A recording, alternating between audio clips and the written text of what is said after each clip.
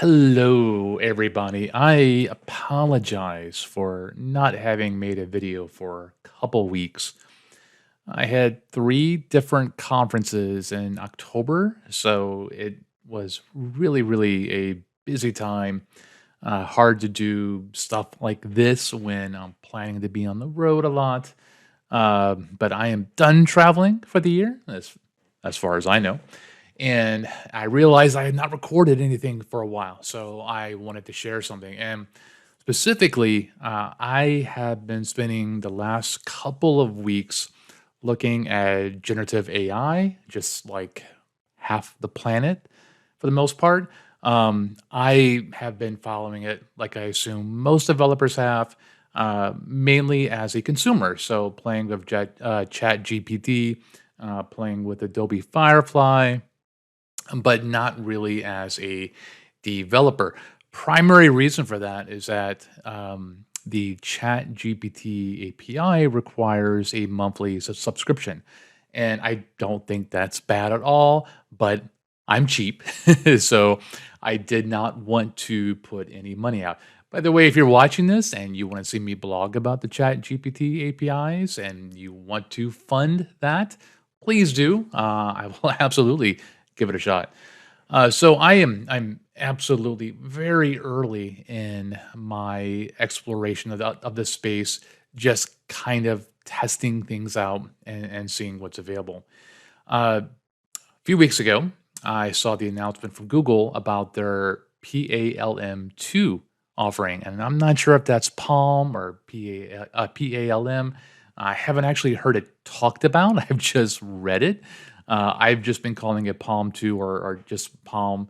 But as you can see on screen here, this is their new large language model, et cetera, that does a lot of things that you expect from ChatGPT and other type solutions like Copilot, et cetera. It also is what is powering Bard. I will be honest, I tried Bard a couple of times and thought it was cool, but haven't tried it again. But what got me excited is that they have an API, and you can see on screen here, this is part of the documentation for it.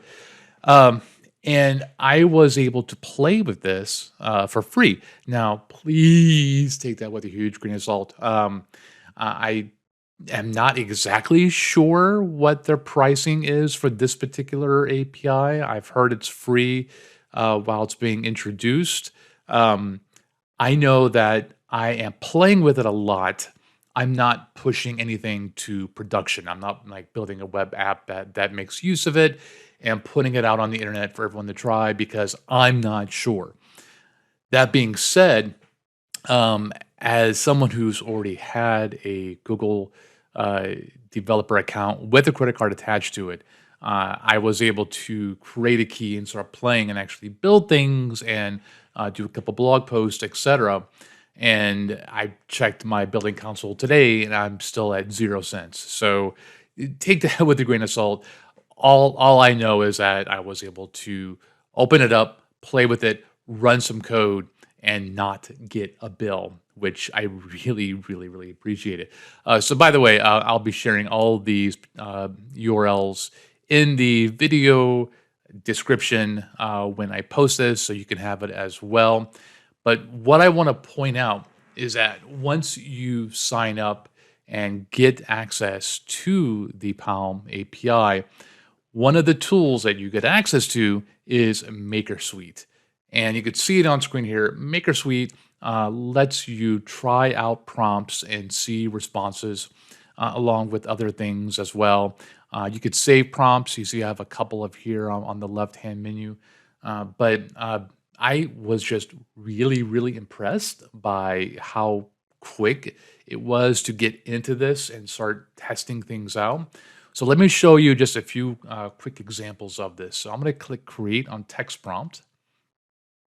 And I like that they have a little example. I also like the fact that they have sample prompts here, but I have my own thing. And we'll start with something kind of basic, why is the sky blue? And we'll hit run, and we'll see it work, and it will generate, the scientific answer. And that's great. I'm just going to get rid of that. I'm going to clear it uh, like that and ask a better question, like why are cats good pets? And click run on this, and we should see something good returned. And we see, yes, look at that. I love it. And I'm not even going to read this, but I know it's all true because cats are great pets. And what I really like about this is that I could write my prompt and then I could tweak my prompt to see, if I get better answers. So if I wanted to change this a bit and say, why are cats, how about this, the best pet?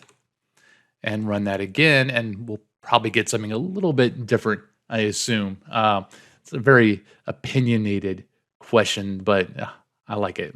Independence. Now, low maintenance. Yeah, they don't need to be walked, but I don't know if cats are low maintenance. I love them. But that being said, so it's very easy to do some basic writing here and see the response. You can tweak your settings on the right-hand side. But what I really, really, really like is that you can click here, get code, and bam, like you are good to go. And that's 26 lines of Python, 36 of JavaScript. And so I did this. I thought, oh yeah, that's cool, but let's actually run it and see how well it runs. So I'm gonna click copy on this. I'm gonna go into Run.js, which is a really darn good tool, and just paste it in. And I'm going to swap out my API key, and I have a environment key called Google Palm Key. And before I even run this, right away, I'm really impressed by just how simple the authentication is. I have used Google's APIs many times in the past, and for me, it's always been kind of a struggle to get the authentication working. Once I get past that, it's typically fairly easy. But this, one key, good to go using their authentication library. You can see the code in here. That's my prompt. It's hard coded. Obviously in a real application, this would be dynamic. And then all those particular settings here. And we are just going to dump out to the console the response. So I can run this and we should get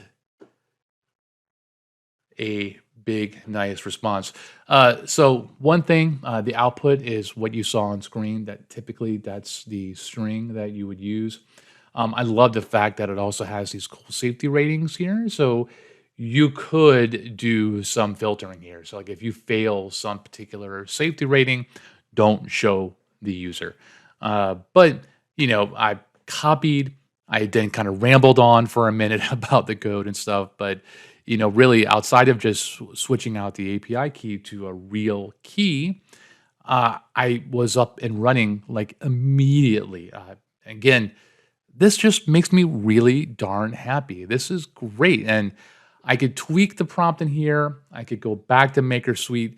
Honestly, I have been normally going back to MakerSuite because I feel like it's just a little bit easier to write in here and not have the code around me and see how things come out. But hope that makes sense for you. Definitely check out the links I'll have attached to this video. And if you play with it, let me know. Tell me what you have built. Thank you.